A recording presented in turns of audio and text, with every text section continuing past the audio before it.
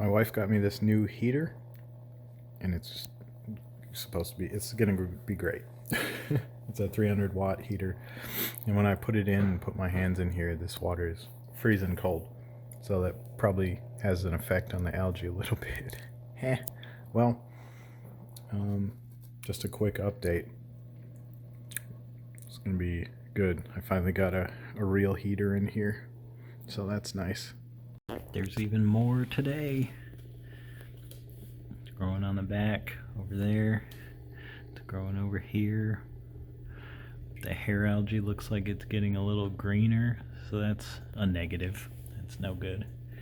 I dumped just a touch of this stuff in there, which smells so bad. Oh, but obviously added some nutrient there, so it's a beneficial thing in the long run. New heater's working great, keeping a stable temperature, so that's great too. So we are continuing to progress. I've got green algae now, which is great. That's a good sign. And this algae hasn't fully died yet, and it may not. I put some of this in there, and that is, that's gone bad. But that means there's a lot of bacteria in there. So I dumped some of that in just yesterday, and I had no green algae, and now I do. So that must mean I've got some nitrate and phosphate readily available in the water. So that's great. So we are progressing, and hopefully we'll go through our cycle soon. Alright, I just got it set up and running, and as you can hear, it's so loud. I have to figure out a solution. See that? It's splashing a lot. It's going to be a whole lot of salt creep. It's not good. Not good to have that much, that strong of a surface agitation. Try to add that pad down there to slow it down, but the volume isn't slowing at all. Occasionally it creates a little vortex.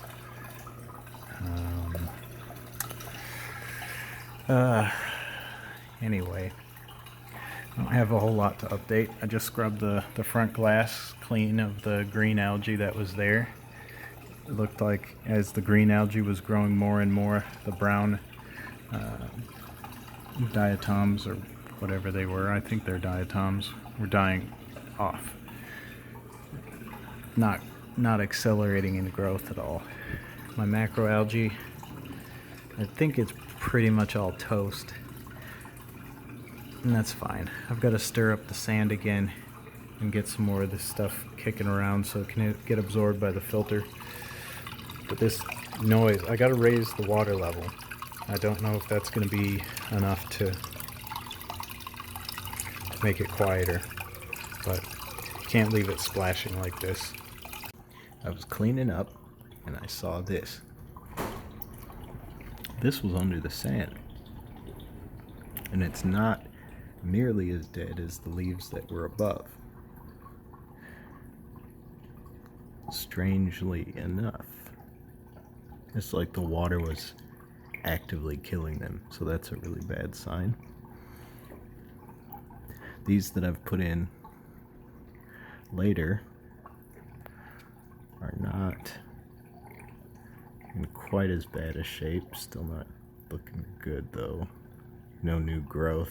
That one's kind of bad. This one not looking very good either. So even though it's growing film algae, it's still not good enough to grow macroalgae, which means it's most likely not good enough to grow corals either. So this one, I'll try to save that, pull the rest of these things out. Got plenty of detritus still in the water. Got filter hooked up. Got this thing running. I'm just going to keep running and stirring, doing water changes, and we'll get this tank cleaned up. Now that we've got some algae growing, I know that we've got some nitrate and phosphate becoming available from organic breakdown. That is the important part for growing coral. You need nitrate and phosphate for a food source, among other things. So I managed to stop the gurgling by creating a full siphon. This is just temporary, by the way. But if you look, I put a half moon in there, and that blocks air from getting in from the top. See, if I let go, it'll suck in air, and then that will make bubbles here. But as soon as I block it up again, it'll go back to full siphon, and it will go back to being silent and not splashing anymore. So this is what I've got to aim for. It's amazing how quiet it makes it. Then from Tidal Gardens said the same thing. If you get it under full siphon, it'll quiet down. It's turned out to be true.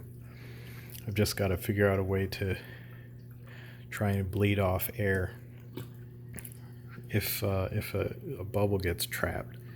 Because, let's see, that's what happened there. Bubble got trapped, so I had to take the piece out. The bubble washed through, and then I gotta stick it back in here, and I think it's turning sideways. That's no good. I don't want to get clogged up.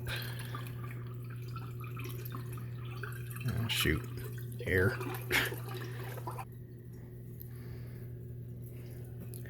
Wait till it starts dropping. Let's stick that in again. Now it's full siphoning, I believe. Hear how quiet that is. But my problem is there's a gap, slight gap right there, and that's letting air through. So this isn't perfect, but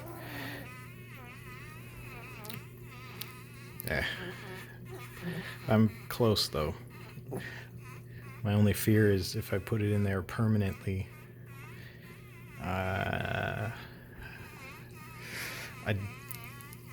don't have a way to burp the system, essentially. If I put it in there permanently and air gets trapped, I'd have to stick a tube up the elbow and pull air out, like suck air out to get a siphon. So I've got to think on that and figure out how to do this. Step in the right direction though, otherwise it's just like this.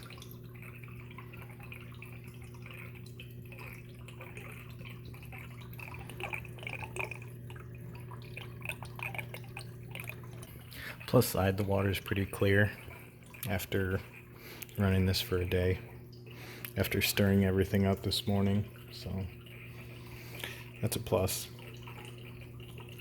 Got to get a stronger power head for this and this, so I can get good current in each. I figured out somewhat of a solution, but the problem is, as soon as this burps, it's gonna cause an overflow. And it started at the top of that and is slowly getting more and more. So the flow here is really strong and I think needs some restriction. Because it's pulling at full siphon, it's pulling more than the pump is able to pump in. So maybe I just turn the pump up. I don't know, but